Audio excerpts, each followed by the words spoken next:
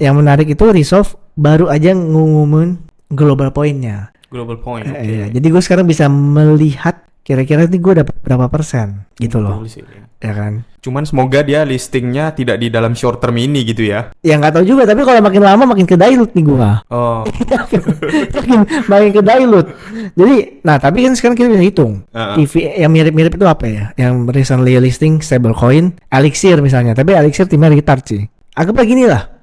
Usual Athena itu multiplier-nya 3, FDV itu TVL ratio itu 3, anggap aja 2, Resolve itu 2. Yeah. TVL dia itu 600 juta. Berarti FDV-nya ya 1,2 billion. Anggaplah dia, nih anggap subsidi lagi nih ya.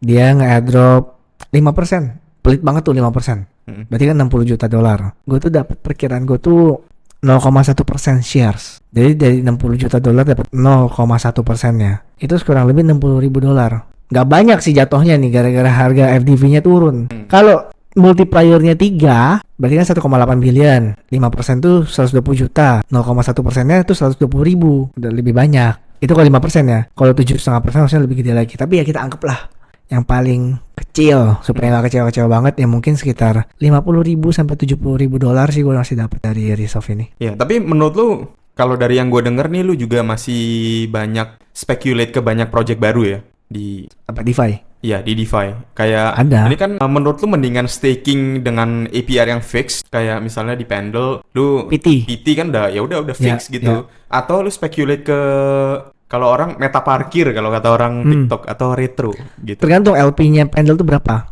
Jadi kalau misalnya nih PT-nya 17%, LP-nya 15%. Artinya kan lu nge-value airdrop-nya cuma 2%. Ya. Karena PT nggak dapat airdrop kan.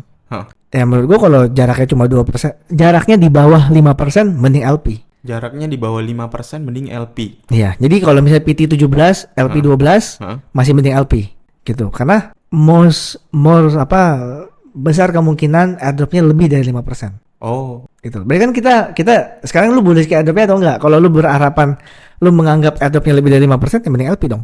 Airdropnya 10% deh APR-nya. Kalau lu hitung value token, terus lu kayak berapa lama lu staking bla bla bla bla 10%. Berarti kan 12 plus 10, 22. Itu kan lebih kecil karena lu nggak memperhitungkan potensi airdropnya. Iya. Itu aja. Kalau gue patokannya 5%. Kalau jaraknya kurang dari 5%, mending gue tetap LP.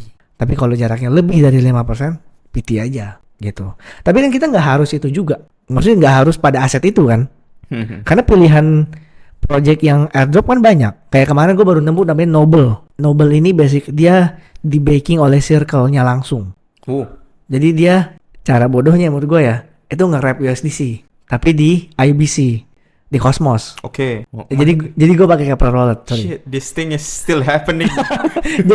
jadi ini kayak apa ya, kalau di mungkin usual money, tapi versi bukan bonds-nya. Jadi ini lebih tua lagi nih teknologi bahkan, tapi dia bikinnya di Cosmos. Oke, kayak gitu kan. Masih. Jadi kayak nilai jualnya dia bikin di Cosmos gitu. Padahal kayak siapa juga pakai Cosmos. Tapi dia bikin built-in Pendle-nya. Jadi jadi ada pilihan. Lu ngomong 4,5% lu dapat poin. Oke. Atau lu jual poin, semua poin lu dapat 15%. Oke. Jadi kalau lu pilih dapat 15%, lu gak akan dapat poin untuk airdrop. Atau lu bisa beli poin orang. Jadi built-in Pendle. Ya ada. Itu mungkin buat ningkatin LP-nya ya, ningkatin TVL ya. Karena kalau dia berharap Pendle bikin di Cosmos kayaknya nggak mungkin deh. Terlalu complicated anjir. Terlalu complicated ya. Aduh gue kayak what the fuck. Tapi kalau misalnya dapat 15%, tetap gak worth it sih sebenarnya. Tetap gue nongkrong aja di Pendle kan. Gitu. Tapi nah ada beberapa pilihan kayak gitu. Tapi kalau dia bisa kayak bikin sampai 35%, gue mungkin tertarik gitu. Tapi kalau cuma 15%, mending Pendle aja, mending Spectre aja, mending direct deal yang lain aja gitu loh. Gitu. Iya. Kalau di recap ya, berarti kan lu staking doang. Iya, staking punya back Bitcoin sekarang. Oh iya. Ada 10% lah. Bitcoin, Hyperliquid, Solana, ETH, oke. ETH masih oke. Bitcoin 85.000, Solana 140 ya. Iya. Apalagi? ETH 2.200, Hype $16 entry-nya. Setelah gue jual semuanya 2 minggu, 3 minggu lalu. Jangan direndah-rendahin lu entry-nya, bentar. Hyperliquid 16, sekarang berapa? 15 sekarang. Oh, sekarang 15, berarti ini. Floating loss. Yeah. Kayaknya Solana sekarang masih sekitar entry deh. Kayaknya 136 sekarang, 137. Oke. ETH kayak 21 something sekarang. Gue beli 2200 pas. Gitu. Bitcoin juga ya. Kalau Bitcoin yang pas kurang lebih lah 85.000 gitu. Kayak gitu. Lu penasaran gak kira-kira kan sekarang orang paling happy ya kalau misalnya lu bisa hidup dari staking doang, bro. Happy banget dong. Lu bisa hidup dengan staking doang. Ya kan? Cara hitungnya gampang tuh. Karena APR-nya gede. Kalau misalnya lu pengeluaran lu anggap aja ya berapa? 10 juta misalnya. Oke. Berarti kan setahun 120 juta. Ya kan? 120 juta. Ya. Jadi ceritanya cost gue adalah 10 juta per bulan atau 120 juta per tahun kan.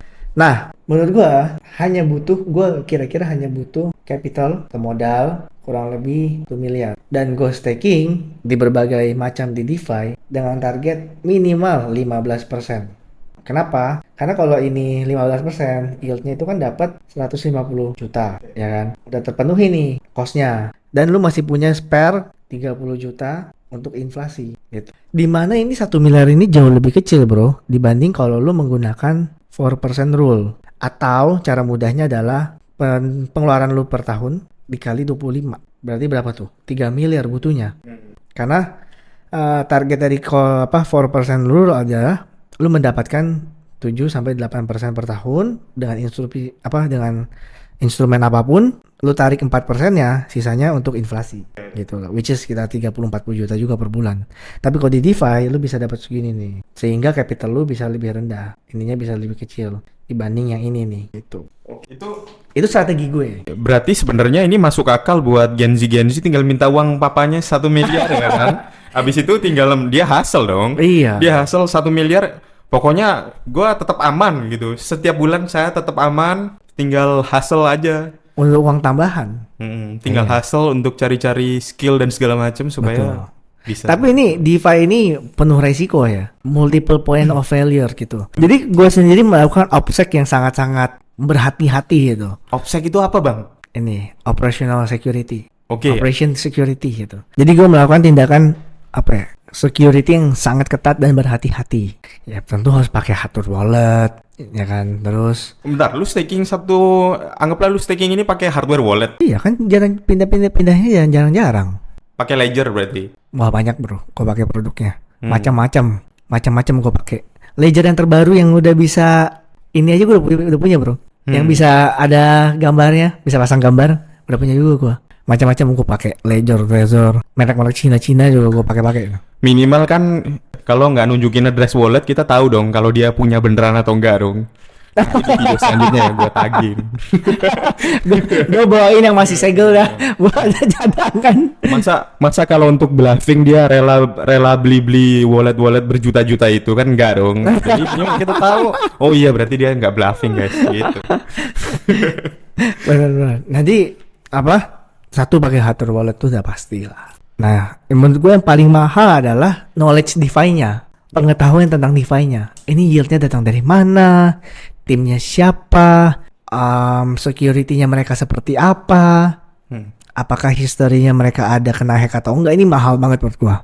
Dan susah karena kan tiap DeFi satu sama lain itu punya operation yang berbeda kan. Iya. Itu yang butuh pengalaman sih. So far happy ya dengan. Bahkan selama bulan ini gue masih staking terus, kecuali sesaat setelah Trump menang, gue kayak melihat kayaknya RR-nya bagus nih kalau gue all in Bitcoin, gue unstake semua, gue all in Bitcoin waktu itu. Pas harganya udah naik kan cepet banget tuh, yang sampai dari 75 sampai 89 ribu naiknya cepet kan, terus nyentuh 100 ribu gue jual, gue balik staking. Jadi kayak untuk short term aja gitu. Jadi gue balik staking. Sekarang sih ya staking aja nih ngomong-ngomong. Kalau gue melihat market terus, jatuhnya gatel, bro. Benar sih. Iya kan? Mau trading. Jadi waktu itu terasa lama. Punya liquid lagi. Jadi kan kalau lu misalnya ya, lu lihat nih harga Bitcoin 85, naik ke 86 aja. Lu pasti kayak anjir. Jangan-jangan bisa 90 nih, ngerti enggak? Pasti gitu kan kita kan. Sehingga ya kita harus menyibukkan diri. Gitu loh. Jadi dengan ngapain lu? Main tenis lah, nge-gym lah, golf lah, jalan-jalan lah. Ya itu jalan-jalan kemana terserah lah gitu loh. Karena kayaknya biaya jalan-jalan jalan-jalan gue lebih murah dibanding kalau gue rugi di market deh. Jadi mending gue stay liquid, bersabar, tunggu entry. Kalau misalnya ketinggalan pun ya udah nggak apa-apa. At least gue jalan-jalan gue happy gitu.